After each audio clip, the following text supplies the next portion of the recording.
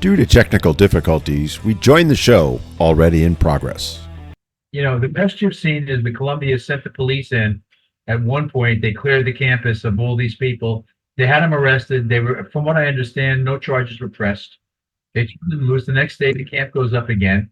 And accordingly, supposedly, the protesters have agreed to throw out all the outside agitators. Right. Now, when you think about being an outside agitator, notice a couple of things that, trained and look at this stuff as an administrator, as an educator, as a former military, certain things stick in my mind. For example, all the tents look the same. They are almost all of them are blue. Now that you mentioned that, it was on the news that way. You're right. I didn't even pick up on that. They were all almost new. They're almost blue. And the other thing is, if this is spontaneous operation, where are they getting all these new, beautiful printed signs? And multicolor, anything you want. This smacks of an organized operation from Hamas and the other crew. And it is, in fact, Hamas has actually came out supporting what they're doing, and surprised that they did. Oh, shocking that they are. I mean, it makes you wonder, you're saying Hamas, is it somewhere in the U.S. government that it's happening? Unfortunately, they're here. You look at Omar, Tlaib, and all them. Who's to say they're not funneling money into it?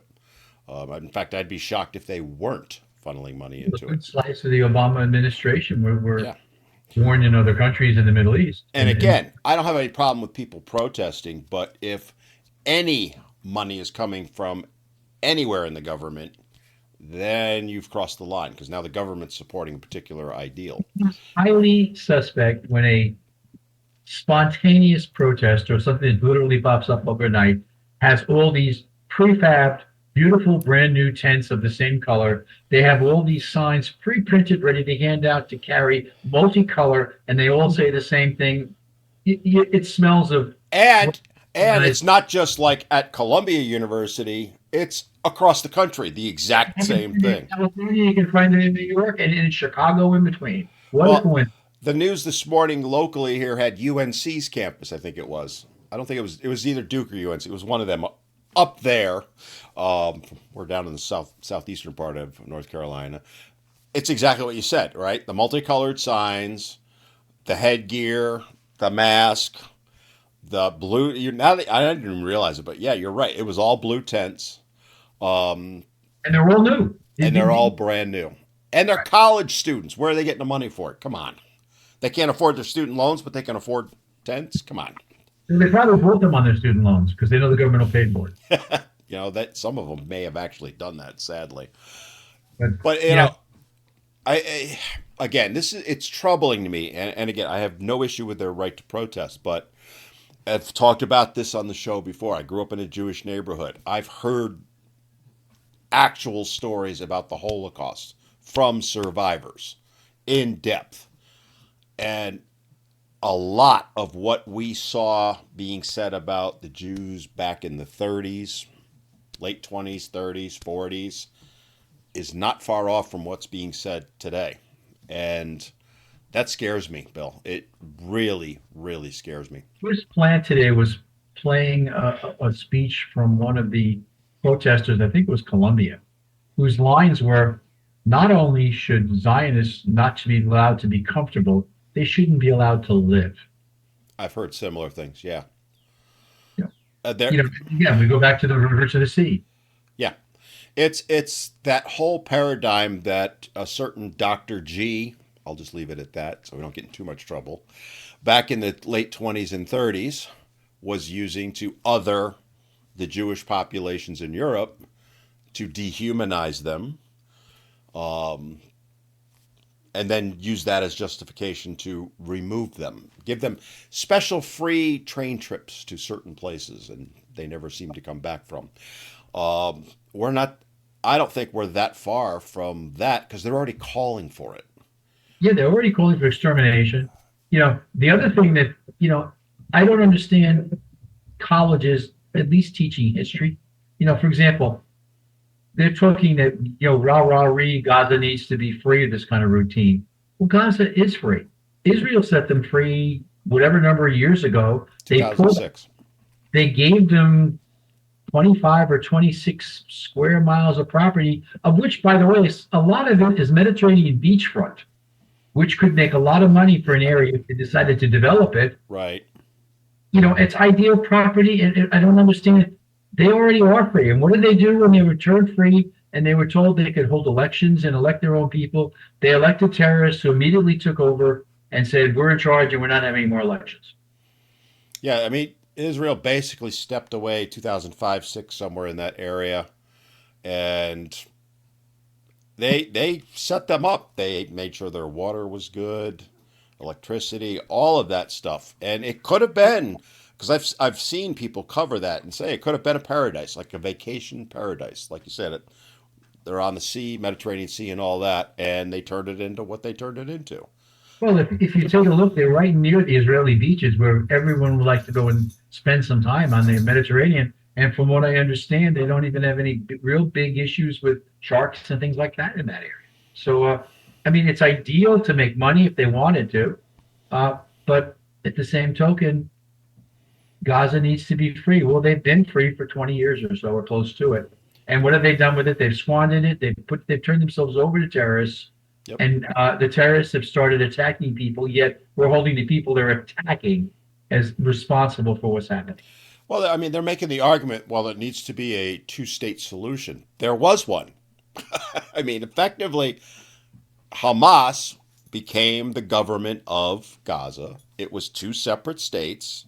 Israel didn't really interfere with them. I'm sure there was some interactions here and there, but Israel left them alone. So they're now the college kids are arguing for something that was already in place. Again, it goes back to what you were just talking about: is what are these colleges teaching?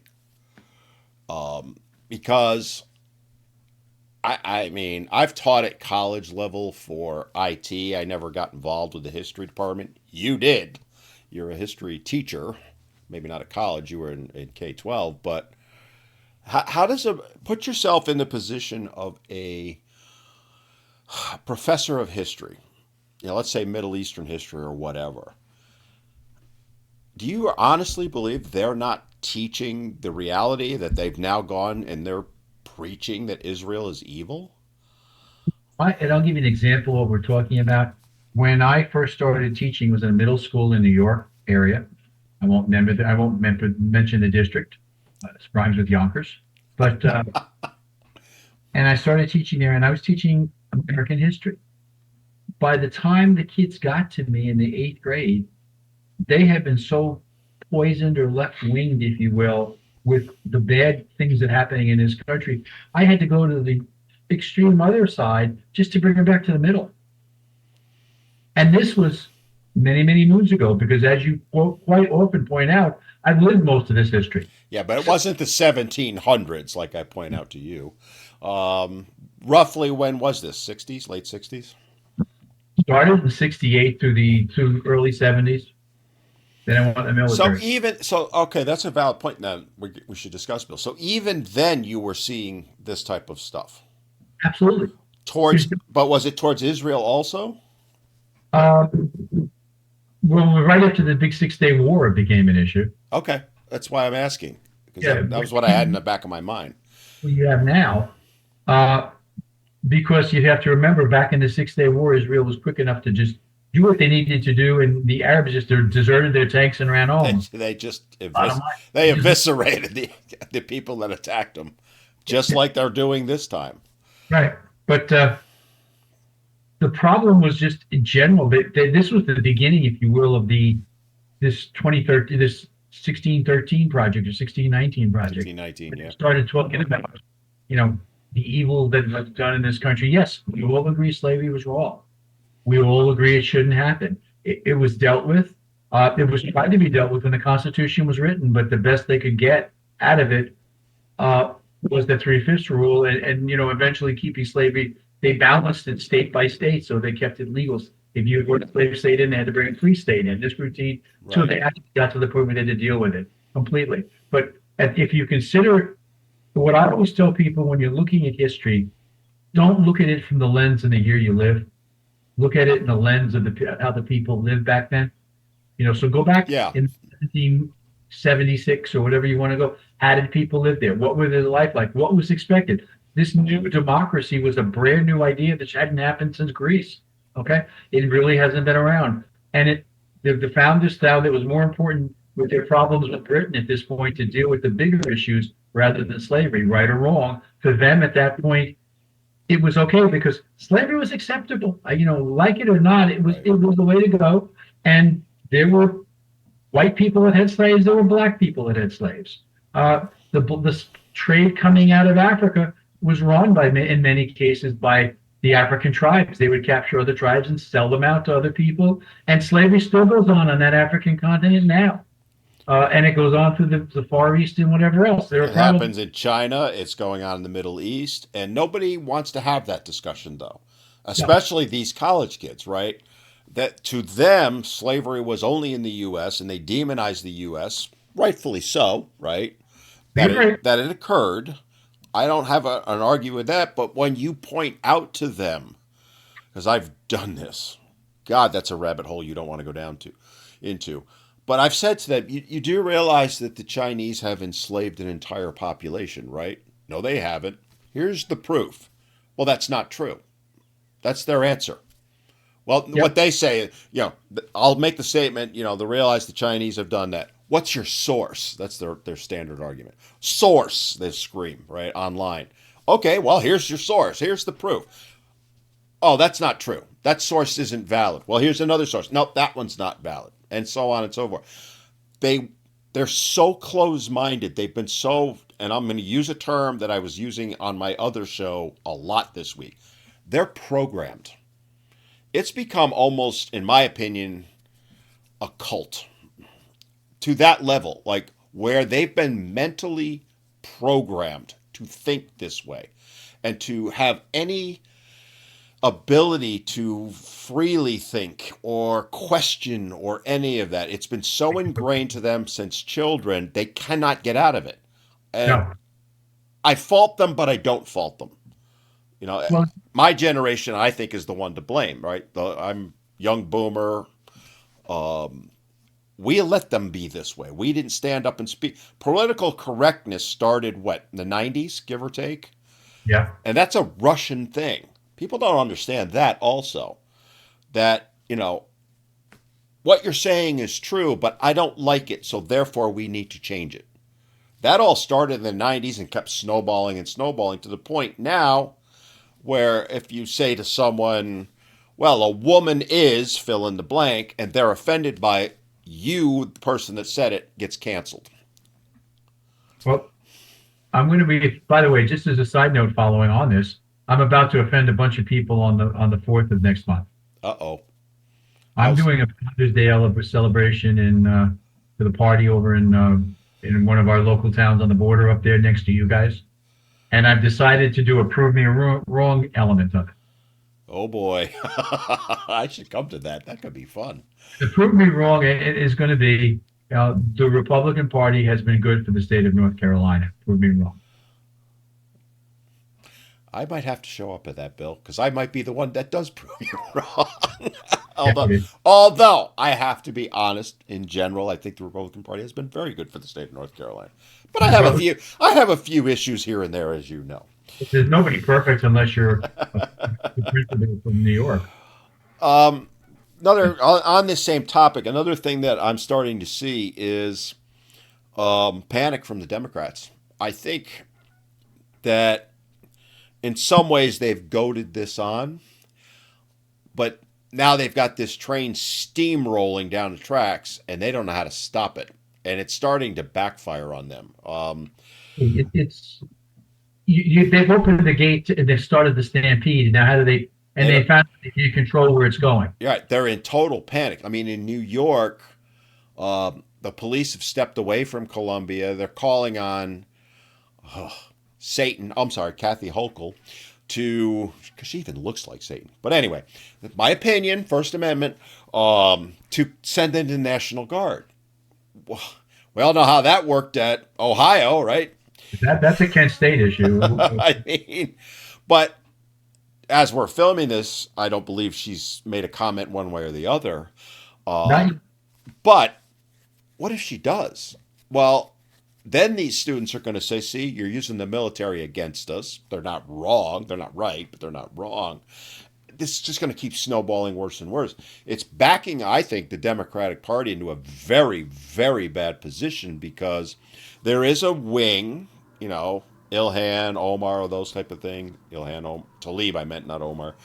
AOC and all them that fully support what's going on in these colleges, are actively engaged in it. There's another part of the party that isn't. And who's one of the strongest backers of the Democratic Party?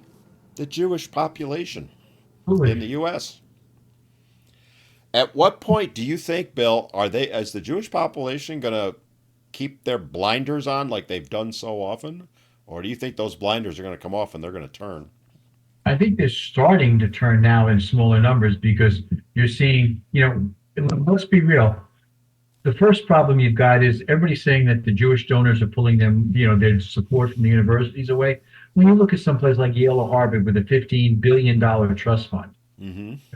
yeah, no big deal. I mean, it's nice, but you're not hurting them. What you want to do is make them spend the trust fund. Right. Then you can start hurting them. But you're not going to see that. My concern is I don't think in some cases, some of the Jewish people, some friends I have, they separate Israel from Jewish. Zionism versus being Jewish. Really? See, now you're downstate New York originally. I'm upstate New York. I would say it's the exact opposite in upstate New York. That's an interesting dynamic then. Or let's be fair, I haven't lived there for a while, but back in the day, Israel, and they identified with Israel. The people in my neighborhood, which was 80%, maybe 90% Jewish, there were Jewish Israelite flags everywhere. Well, if you go to Israel today, even with the threats they have and what's going on in the war, that nation is split what they should do. Whether they should continue doing what they're doing or call ceasing and hope you can settle the issue again. You got your war hawks Right. a bit of thing and you get your peaceniks again. So I'm I, not sure. I think that if the left makes a big mistake and actually, and I hate to use the term, but makes a sacrificial lamb of a few students, the Jewish persuasion, or something, again, another attack happens in Israel, you might see a bigger move. But I really think there's an attitude among some of the Jewish people that I know that you can separate Israel from, or Zionism, for want of a better term, from the Jewish religion. It's two different things. It's political versus religious. but why are they doing that while at the same time hearing these students say, no, they're one and the same? Because they still think they're talking about Israel, not all Jews. So they But can't see the differentiation there. to them, what they're seeing is river to the sea means the political Israel is going away. Now, does that mean you're going to lose people? You and I both believe that it's an extermination operation. Uh, Absolutely. there's some people that don't, unfortunately, or they don't believe it's ever going to happen, uh, and they like to be behind the scenes and not talk up front, and that's a problem. It is a problem. I'd be curious. Again, I haven't been back home in years. I still have to believe that they wouldn't feel that way in upstate New York. And the reason I'm bringing this up, Bill, is because elections are coming. And, you know, I'm using New York State as an example. Other states, I'm sure, fall into line with this. But New York State effectively is red from Westchester County, which is the county above New York City, up. Correction, It's correction. what Sister has gone blue. Westchester has. Yes, they're blue. Yeah, they're blue. But above them is effectively red. Like there are Albany's an exception, Buffalo's an exception, but effectively it's red. Long Most of Island is red. Um, but so there's a big dichotomy in the state. And what happens is the Democratic Party rules that state essentially based on 8 square miles, Manhattan Island, right? Which there is a Island tends huge, to be red. well, Long Island does. No, Uh, Staten Island too. oh, really? But I know there's a huge Jewish population in some of those boroughs. And boy, if they ever said, no, we're done with the Democratic Party, New York flips red. Now, do I think it's going to happen in this election cycle? No, I do not. Not for one second. Then you want some test cases? Look at AOC. She's in a garment district which is heavily Jewish. And here she is slamming them. Right. And So, if she survives this run and no one beats her out, and she's already survived a primary challenge. which this is the reason I'm bringing it all up. There's a perfect example is, do they at some point, they being the Jewish citizens in that area, wake up? Because the reality is Iran has already shown they're willing to attack Israel. They claim they're not going to do it again. I got a bridge in Brooklyn I can sell you if you believe that one. I'll give you Um, that. it's just I'm waiting to see because I have talked to some of my friends in upstate New York. They are, it's not universal, but they are much more pro-Israel than downstate. And I got to believe the same thing's happening in, say, California, right? I don't know the Jewish population in California, but I'm sure the coast is very pro-Palestinian. Inland is not. I could see, though, where this could, like we've already talked about, it's already affecting the Democratic Party. It could really blow back on them. Remember, if you want to go to a place that is heavily on the coast, Hollywood is effectively Jewish. Let's put it honestly. Yeah, that's a fair point. Yeah. And yet they're all, whatever comes out of their mouths is pro-Palestinian. But the other side of it, Bill, is you see celebrities speaking out about it and being pro-Palestinian, but it's nowhere near the ones that are speaking out about, say, Trump, right? There's a lot of them staying out of it, and that's a sure sign they don't like what's going on. Because these celebrities, it's all about their popularity, and if they really, really believed that it would help them personally, I'm not talking about their fame, I'm talking about them personally, to support Palestine, they'd be out there. And there are some, absolutely. But you look at a lot of them, they're awful quiet, and silence to me is support. I mean, I wish they would go the other way, but You're right, but I just worry because, first of all, and again, we're going to get slammed for what I'm about to say, but so be it. If you think about the Hollywood stars out there, most of them were loners in school. They didn't do well in school. They were outsiders, if you will. They were not accepted, and et cetera, et cetera. So for want of a better term, they were broken. And now they're given, because of their celebrity status, they're given platforms to talk on, right. And they're still there. Yeah.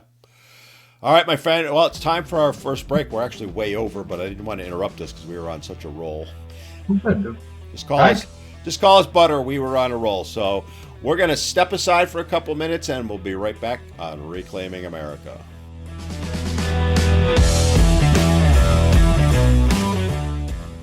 Welcome back, everybody. Came off our break. We paid a few bills, and now it's time to continue these great discussions we're having, hopefully thought-provoking and common-sense solutions.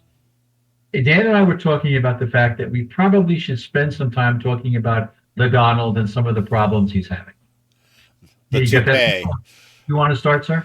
By the way, he's got to get a better toupee. That one's getting a little old. But anyway, yeah. In case you've missed it, and no one notices the toupee. In case you've missed it, there might be a few things that he's been involved with in the last couple of weeks. One in particular seems to be gathering in the news, and we'll get into how it's being covered too, I'm sure. But he's on trial, and I'm going to call it's election interference because they're requiring him to be there every minute of it.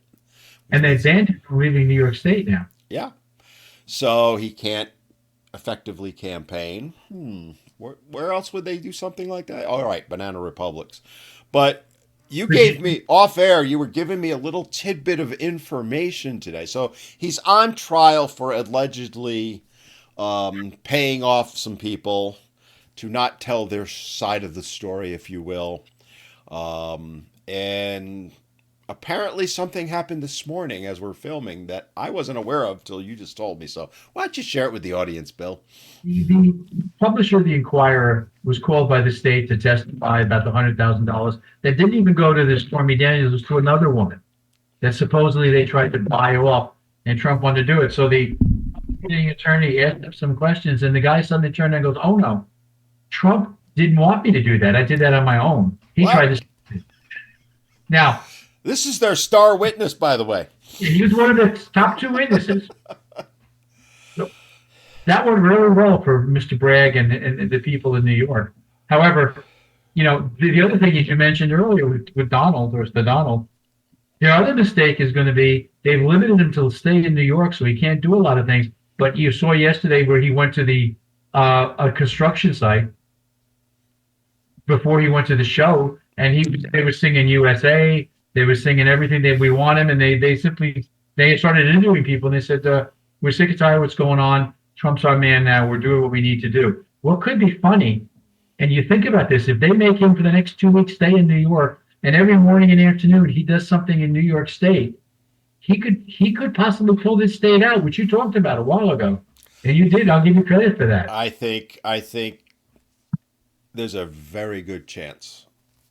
Now, put it in terms of numbers, 25 to 30%, which sounds like a low number, but if he were to manage to flip New York, a 30% chance of flipping New York, who would have thunk that, right? Well, even if he pulls a large percentage of votes and doesn't win the state, look at it this way: it helps him when the popular vote argument the Democrats always puts out Well, every year. that's that argument. Yeah. Yeah, Well, it is, but it's out there. it's But he out can. there. Yeah. And by the way, he figured out the only way Trump could be welcome in New York City. Well, yeah, but Bill, he is loved in parts of New York City and was for decades. All right, the only way the state of New York and the city of New York would welcome Trump in that area. That's a different story. Yeah. But even, okay, even my argument there, the city of New York, the government loved him up until, oh, I don't know, 2015, 2016. Today, you know how he would be welcomed and loved at this point? He came in as an illegal alien. No, I don't even think they do. If I was to say if he came in a casket, God forbid, right? No, we don't want that. But it's an interesting thing that I'm seeing. So you don't pay as much attention to the middle as I do, because that's kind of where I hang out, so to speak. You're starting to see the independents get, I don't know if pissed is the right word, but they ain't far from it with what's going on. They're seeing it for what it is. And I said it earlier, it's electoral interference, election interference, right? He said every day. What logical reason would they have to say to Trump, you can't leave New York? Is he a flight risk? Really? When he's guarded by, hello, Secret Service? The arguably top law enforcement agency in the entire country? Yeah, okay, they're going to... I could just see the agent go ahead, Donald, I'm going to turn my back while you run away. Come on. Did you see when one of the Democratic representatives from New York introduced as a bill at the House of Representatives? No, I didn't. Which is, quote, and it doesn't say Trump's name, but figure it out. Any president that's convicted of a felon loses his Secret Service coverage. In a matter of speaking, I don't necessarily have a problem with that. Well, I would have a problem with it because I'm hoping that, things change in the fall and now a certain laptop comes back into play and perhaps some charges are lobbied against another ex-president, hopefully. Speaking of that gives me the opening to go to the events that were happening in the Supreme Court yesterday. Yeah, let's get into some of that. Did you listen to it at all? Some of it. I mean, for those that don't know, it's in front of the Supreme Court about immunity for Trump. And I've heard, and Bill and I were talking off air about it, I have heard they may rule quickly, possibly as soon as the day we're filming this. It may not come out until June, July. I am of the inclination that they're going to try and come to a decision and get it out quicker, sooner rather than later, because they don't want to get the backlash of potentially election interference themselves, right? Roberts in particular has gone to great lengths to avoid being placed in that dilemma. But some of the stuff that's coming out and the questions that the justices are asking, it's very interesting. Yeah, the one that I like, Gershwin, I guess is his question was really right on point. Uh, what we're doing here is not just about a president. It's going to set the policy for presidents for literally decades. And then they asked, and this is the line I love with how the DOJ can answer with a lie on their face, and it just smiles so nice. No, they're just They asked the guy and said, basically, do you not think that if we take away the immunity, this will set up future presidents to be charged and indicted afterwards? And his answer was, oh, no, there's enough uh, policy and procedures in the Constitution and laws that would protect the presidents from something like that happening. As we're in the court doing the same thing right yeah. now. And you got to sit back and go, well, wait a minute. So you only want this for Trump? Hmm. Well, isn't that what the governor of New York said? Don't Yeah. worry about the car. It's only applies to Trump. Did you? By the way, did you see the judge in New York? And I don't have all the details in front of me, but I saw it this morning. I almost fell over. It was on YouTube. A judge in New York on a Second Amendment case, gun charge. The guy said in his opening statement about he started talking about the Second Amendment. She stopped him, and it's in the transcript. She cannot deny she said this and said, "The Second Amendment has no place in my courtroom or in my state. It does not apply here," meaning New Oh, York I haven't State. heard that. Can you imagine that? If that person, and I want to find out, I got to do research on it. If that's a federal judge, I'm going to believe it's a state. That judge should be off the bench today. And hello, if it's even at the state level, if you're going to literally say the Constitution doesn't apply in my courtroom, not just that case, every case that's ever gone before her should be thrown out because she's admitted she's got a bias against the Constitution. It's And the fun will be if I'm the defendant in that case, I just now have reversible. absolutely. I mean, File immediately. I just record that and send it to the next and level. as bad as the Supreme Court is in New York State, Court of Appeals and all that, they're bad. They're not that bad. They're going to look at that and go, "Nah, come on." I mean, it's insane. But my point with all of it is this is the level the Democrats have gotten to, right? We can charge Trump for potentially paying off a woman, blah, blah, blah. Okay. Uh, Two words: Bill Clinton. Um, Remember a little woman named Paula back in the day Oh, that but he was guilty. that got some funds from him, from Bill and potentially his campaign. And oh, by the way, his wife was involved, Bill's wife. Are we going to now charge Bill? Are we going to charge his wife for conspiracy? Because same rules should apply, right? If we're going to say the law applies to everyone, then it should apply. And that's where, Bill, I fault the Republican Party because they somewhere should find a way to charge Bill and do the same thing.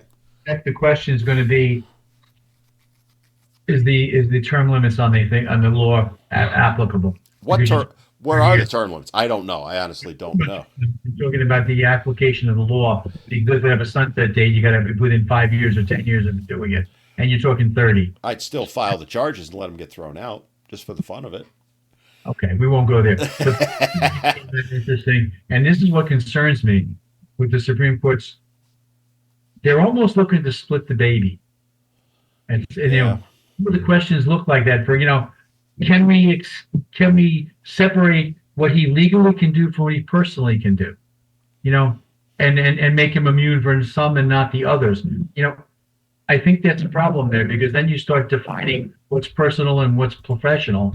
And depending on the viewer, it goes in any direction. It's either immunity or there's no immunity. Right. And It's in between. So I've got some concerns about the Supreme Court and what they're doing. I'll play devil's advocate. I could see an argument in some ways that immunity shouldn't be granted for certain.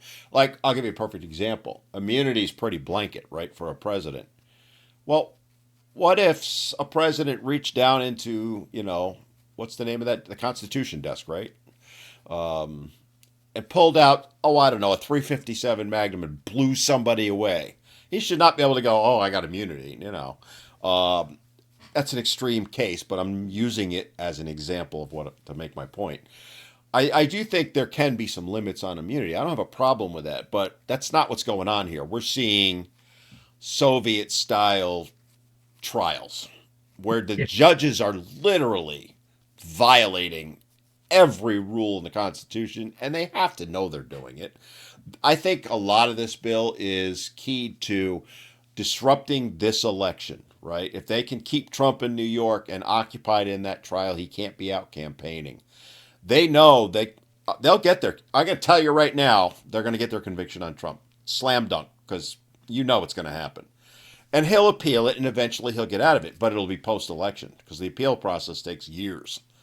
But you see, there's your problem, because if he gets convicted on these felonies, according to the 14th Amendment, he can't run. All right, and that's the point, right? That's what they're hoping for. But then it goes to, I'm sure it'll eventually make its way to the Supreme Court. But let's say it goes to the Supreme Court in 25, late 25, right? So the elections happen, Biden's won, Biden's president, and the Supreme Court goes, yeah, that whole trial was a sham, the conviction's out. Can you imagine what's going to happen? Oh my God. Based on that, because July, Trump gets the nomination. That's why I'm glad this thing is happening right now, because if, let's assume in 2 weeks they find him guilty like you think they would, okay? He's not eligible. If he gets the nomination, he's going to in that July convention that's going to run. The Supreme Court has to decide before June 30th, when they shut down for the summer, if that's accurate. So this time to do it. They don't have to try to call them back over the summer to make a decision for November. Because if he runs, he's going to run anyway. And if they try to stop him from running, I hate to put it, there's going to be a war. I hate to put it that way. It'll be the end of the country. There's different scenarios at play here. I think Roberts, is chicken shit. He does everything he can to punt it down the line because he doesn't want to appear to be biased. I would hope that what you're saying is true, that they would take it up, but I could make an argument they'll kick it. Let it all play out, type of thing. Tell you that as soon as this election goes forward, and he's the presumptive nominee right now because he's got all the votes. If they find him guilty of a felony, then they're going to have to make a motion through the 14th Amendment to have him removed. That's got to be settled immediately, or nothing happens. So then we have a problem. So that's going to have to be settled before June 30th when they shut down for the summer. Should happen, is required to happen, and what they'll actually do, my friend, is two different things. To believe I'm not perfect. And on that note, it's time for another break, Bill. We'll be back in a few on Reclaiming America. Greta, we still miss you.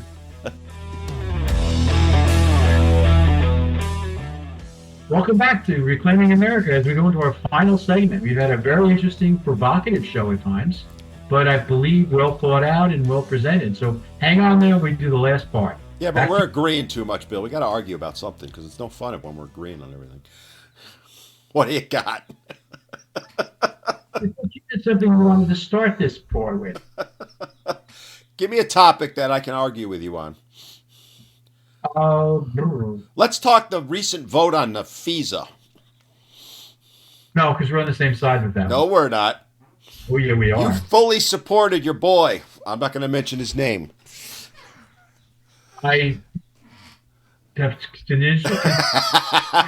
Did you let's mention to the audience how the Republican Party voted to do away with the Fourth Amendment, shall we? No, let's not. Let's not talk about the fact. And then this is the best part. I'm going there, Bill. I'm sorry. I'm gonna kill you. I know. The best part about it is they're doubling down on it, justifying it. All right, as you know, because you sent me the thing, and I sat there reading what you sent me and went, "Did they really think we're that stupid?" Oh wait, yes they do. Well, I mean, we're still gonna have. It's only for terrorists. January 6th. What did they label those people as, Bill? Could you tell me? Uh, Terrorists? Domestic terrorists. Um, do you remember something a few months ago about what they called parents who complained to school boards? I believe the word was terrorists. Terrorists. So, yeah, moms, if you go to your school board and you dare to say anything that they don't like, the FBI might come calling with a FISA warrant and they're perfect. They don't need a judge to sign off on it. So, your house will be searched and seized without a judge overseeing it. The Republican Party voted for that. I just want it on the record. Uh, I want it on the record that the members of the House of Representatives did that. It was not done by the entire party at every level It was 86 of them, Bill. of 200 and some odd. So a bunch of them didn't support it. And 200 and something Democrats voted for it. Yeah. So we have 80 so we have 86 rhinos. We have 86 people who out. All kidding aside, let's just step back from we're having fun with it, but let's just step back for a moment and say, as a voter, why in God's name would I vote for a Republican right now when they pull shit like this? This was, you and I have talked in the past where I am adamant that they need to take a stand. This was the one. They had the high ground, the moral high ground, everything. The media could have spun it all they wanted. The average person's going to go, yeah, this isn't right. And what do they do? Oh, no, we're going to vote with the Democrats for national security. What a line of... Enough said. I'm done. You're next. I think I'm finished after that. Next time. These are supposed to be our short blurb topics. What's next? These are blurb talking. These are blurbing.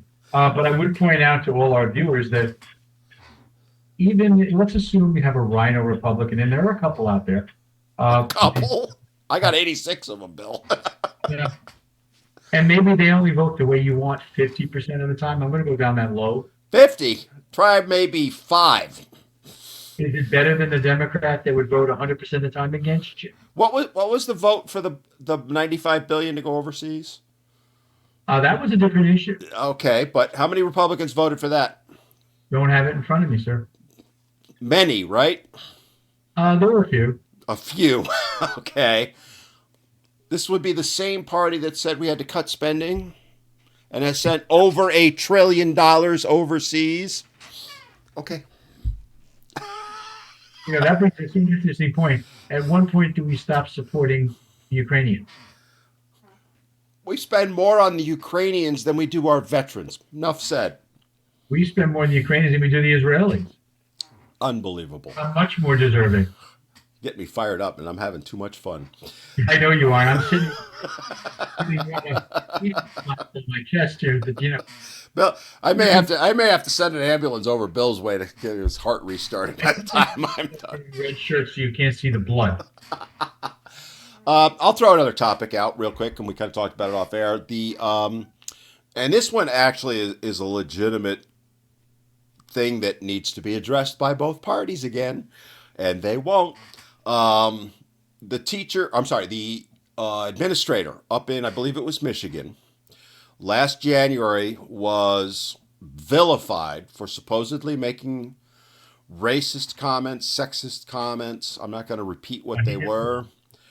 Ultimately lost his job, even though he was saying it was not me, I never said these things, it's AI, etc., etc. No one believed him. No due process was done. He lost his job. He lost his reputation.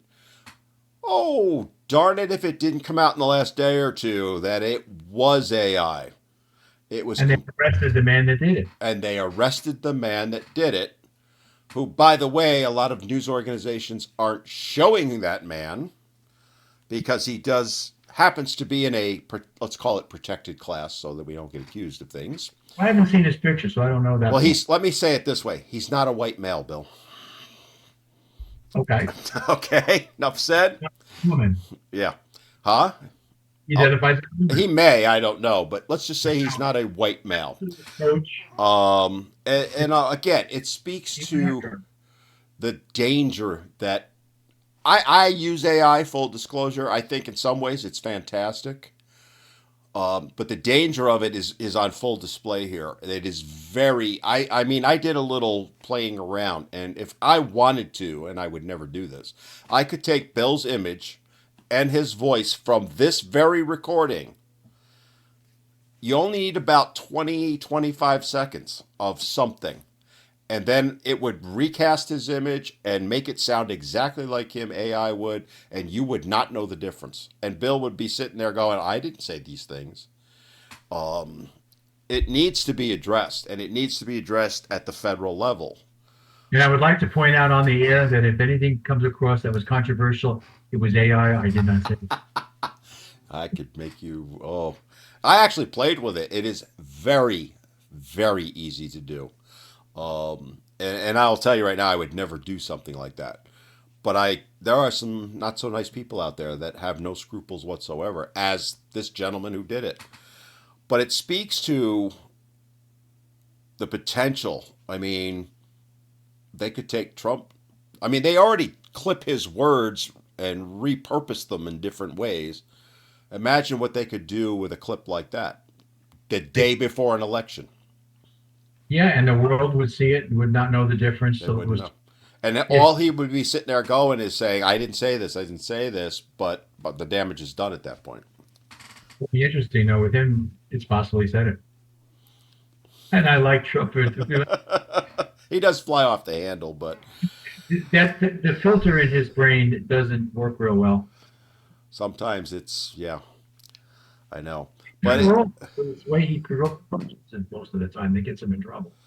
but I also know someone who knows him personally and worked with him for 20 years, and they have said to me over a meal that what you see in public is not who he is behind doors. He's a totally different person. It's all his personality. It's his celebrity. He's the nicest guy in the world, and he literally has done things for this man that he did not have to do to help him out when he needed it. So I don't want to give too many details out other than that. And I will never forget that conversation. Record helping people, behind the scenes and not letting people know about it. And that was what the person said is he does not want it. He does not want it known that he does these things. If somebody in his employ runs into a problem, Trump will step up to help them. But he's not looking for anything in return. He doesn't want publicity or credit or any kind of way. He just wants to help because he's a good person. Right. But you never hear that side of him. And he's not perfect. I'll say that. I'm not his biggest fan when it comes to how he talks. But I think it hurts him. His ego gets in the way with that. I think he still thinks he's on that TV show and you're fired. And whereas if he stepped back and used a little more couth, I think it would resonate more. But it's who he is, and let's be honest, he got elected president because of it. So is a lot of his true hardcore supporters, they're there because of his ability. Exactly. Yeah. Well, that's a dichotomy he's got to deal with. And oh, by the way, how many Democrats have labeled MAGA as terrorists? Oh, wait, and the Republican Party just passed a bill that said if you just label them as a terrorist, they can come in your house and search and seize. I'm just pointing that out, Bill. All right, we have to wrap things up. That was beautiful on my part. We need you back quickly to put it in. Tell them where they can watch us, Bill. You can watch us on Spotify, on TikTok, on YouTube, on Rumble, and I think that's everybody. That's pretty much it, yeah. Bill's trying to figure out some TikTok issues. He's got some amazing videos. You just aren't seeing them. My favorite one is Chicken Little. Chicken Little? Yes, the sky is falling. I can't wait to get that. It's all cut. I just can't get it published because I can't know what they'll do with it. But it's called Chicken Little. Well, maybe one of these afternoons we'll schedule a time and we'll Zoom together and you can give me your computer and I'll walk you through it. How's that? Talk about that off air. All right, guys. We had an awesome week, a lot of fun, and I got the last word in as it should be. We'll see you next time on Reclaiming America. All right, everybody.